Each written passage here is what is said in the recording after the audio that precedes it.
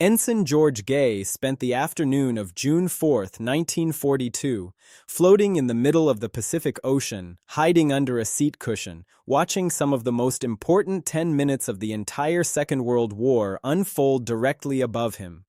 An hour earlier, he had been the last man alive from his squadron. 15 aircraft, 30 men, gone, shot out of the sky one after another, while attacking a Japanese carrier fleet with no fighter escort and no support of any kind. Now, he was watching American dive bombers arrive over that same fleet almost completely unopposed, and he understood, better than almost anyone else who survived that day, exactly why his squadron's suicidal attack had actually mattered. This is the story of Torpedo Squadron 8, the men who attacked alone, without escort, without support, and without a single hit to show for it, and who may have done more to win the Battle of Midway than any other unit in the American fleet. Torpedo Squadron 8, VT-8A, had been formed in September 1941 as the dedicated torpedo squadron for the brand-new aircraft carrier USS Hornet, under the command of Lieutenant Commander John C. Waldron. Waldron drilled his pilots relentlessly, running them through the same tactics and scenarios again and again, until, as one of his ensigns later put it, the men could practically look at the back of his head and know what he was thinking, anticipating exactly what he would order under almost any circumstance the squadron might face. What Waldron couldn't fix through training alone was his squadron's equipment. VT-8 flew the Douglas T-BD Devastator, a torpedo bomber that had been genuinely state-of-the-art when it entered service in 1937 and was, by 1942, dangerously obsolete. Slow, lightly armed, and forced to fly a long, straight, low-altitude approach to release its torpedo, which made it an almost perfect target for enemy fighters and anti-aircraft gunners alike. The squadron was scheduled to receive the Devastator's replacement, the newer and far more capable Grumman TBF Avenger, but Hornet sailed for what would become the Battle of Midway before the new aircraft could be fully integrated. Waldron's worst fear was confirmed. His squadron would fight one of the most important battles of the war in planes that were already outdated. A small detachment of VT-8's brand-new Avengers, 6 aircraft that had arrived separately in Hawaii after the rest of the squadron had already sailed with Hornet, ended up flying into the battle anyway, based directly out of Midway itself rather than from a carrier, under the command of Lieutenant Langdon Fieberling. Fieberling reportedly argued against the mission plan himself, pointing out that attacking without fighter escort negated the one real defensive advantage the faster Avenger had over the older Devastator, and that the loosely coordinated multi-squadron plan had never actually been rehearsed by the units involved. His objections went nowhere. On the morning of June 4th, his 6 Avengers became the very first American carrier-based aircraft to attack the Japanese fleet that day, launching without any fighter escort at all. 5 of the 6 Avengers were shot down. Only Ensign Albert Ernest and radio man Harry Ferrier survived, flying a plane so badly shot up, with the rear gunner already dead and the aircraft's controls and landing gear damaged, that when it finally made it back to land, it was found to have taken more than 160 separate hits from Japanese guns, including numerous 20mm cannon rounds that somehow failed to bring it down entirely. Not one of the detachment's torpedoes found its target. All of this happened before Waldron's 15 Devastators, still aboard Hornet, had even left the ship's deck. Aboard Hornet, the plan for that morning's main strike had already become a serious point of conflict between the squadron leaders who would actually have to fly it. The ship's air group commander, Commander Stanhope Ring, had spent much of his recent career in administrative postings rather than combat squadrons, and many of Hornet's pilots had real doubts about his judgment under pressure. Ring's plan called for the dive bombers and fighter escort to climb to high altitude on the way to the target, hoping to draw Japanese fighters up to meet them, while Waldron's torpedo planes flew in separately, low and slow, with no fighter cover at all. Waldron argued hard against this arrangement, insisting that his Devastators, given their approach speed and lack of maneuverability, would be slaughtered without escort. Ring refused to change the plan. Future Admiral Mark Mitcher, then Hornet's commanding officer, ultimately backed Ring's arrangement. The strike launched that morning.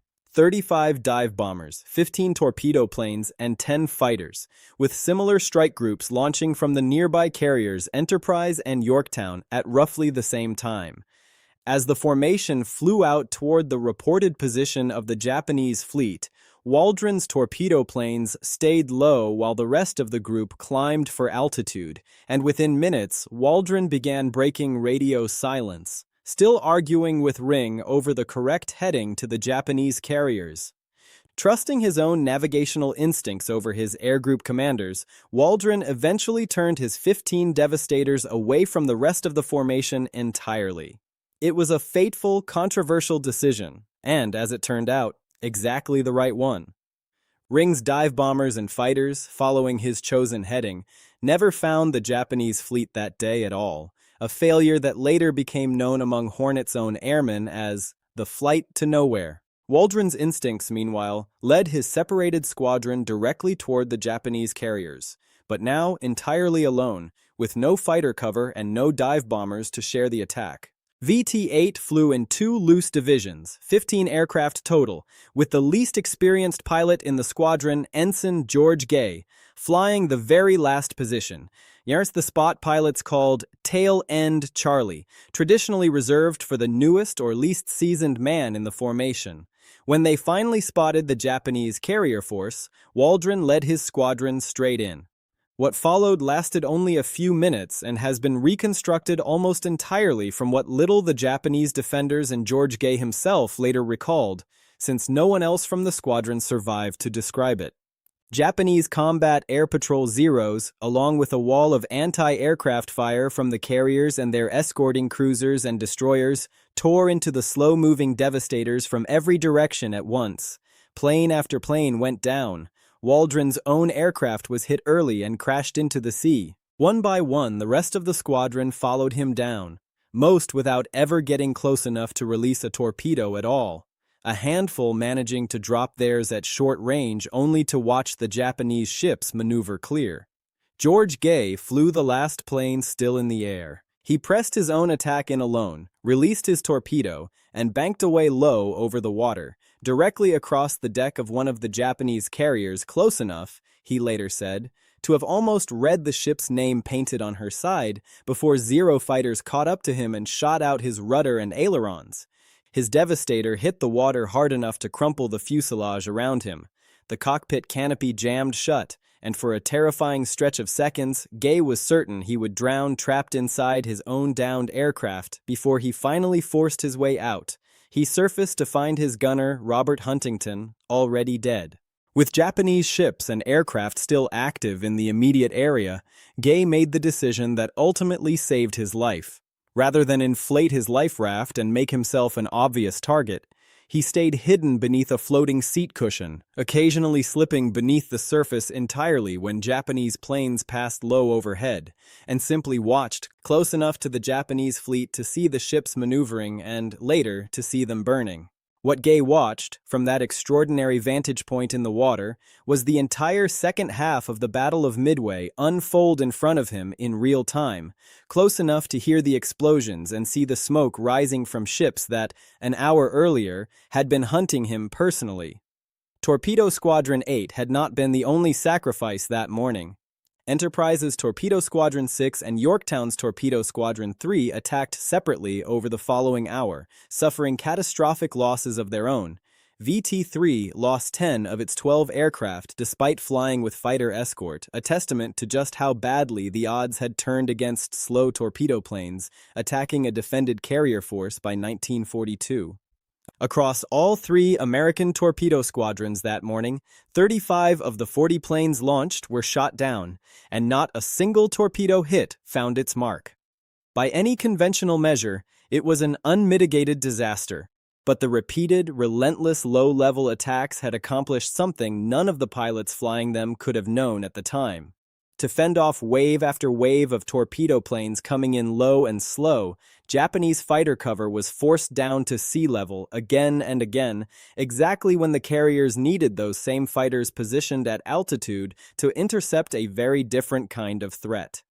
At around 10:20 that morning, dive bombers from Enterprise, led by Lieutenant Commander Clarence Wade McCluskey, arrived directly over the Japanese carriers Akagi and Kaga, almost entirely unopposed, because the Zeros that would normally have intercepted them were still down at wave height, hunting the last of the torpedo planes. McCluskey himself had been searching for the Japanese fleet for nearly 2 hours on little more than a guess, running low on fuel before spotting the wake of a lone Japanese destroyer racing to rejoin its formation and following it straight to the enemy carriers. One more small stroke of fortune layered on top of the sacrifice that had cleared his path. Nearly simultaneously, by sheer coincidence of timing, dive bombers from Yorktown arrived over the carrier Soryu and found the same opening. In less than 10 minutes, all 3 Japanese carriers were mortally wounded, burning wrecks that would later be scuttled by their own escorts. A 4th carrier, Hiryu, launched retaliatory strikes that crippled the USS Yorktown before American dive bombers found and finished her as well later that same day. It was the most concentrated reversal of fortune in the entire Pacific War, achieved in the space of about 10 minutes, directly enabled by the sacrifice of squadrons that, individually, had failed to land a single hit. George Gay was pulled from the water roughly 30 hours after he went down, spotted and rescued by a Navy PBY search plane scanning the area for exactly this kind of survivor. He had lost 24 pounds and needed surgery for an injured hand, but he was alive. The only man among Torpedo Squadron 8's 30 pilots and gunners who survived the attack at all. Of the 15 Devastators that had launched from Hornet that morning, all 15 were destroyed. Of the 30 men who had crewed them, 29 were dead, including nearly every experienced officer in the entire squadron alongside Waldron himself. Waldron was killed leading the attack he had fought so hard to keep from happening the way it did, posthumously decorated for the leadership and initiative that led his squadron, alone and unsupported, directly to the enemy fleet regardless of the cost to himself or the men who trusted him to lead them there. Before the battle, Waldron had written a letter to his squadron that circulated widely in the years after Midway, capturing exactly the mentality that defined what his men were about to do. He told them plainly that he wanted every plane to make it to the target, but that if only one aircraft was left flying, he wanted that last pilot to go in and get his hit regardless of what it cost him. It reads in hindsight almost like an eerie premonition of exactly what happened. A squadron reduced, plane by plane, until only one remained, still pressing the attack to the very end, exactly as its commander had written that he expected it might.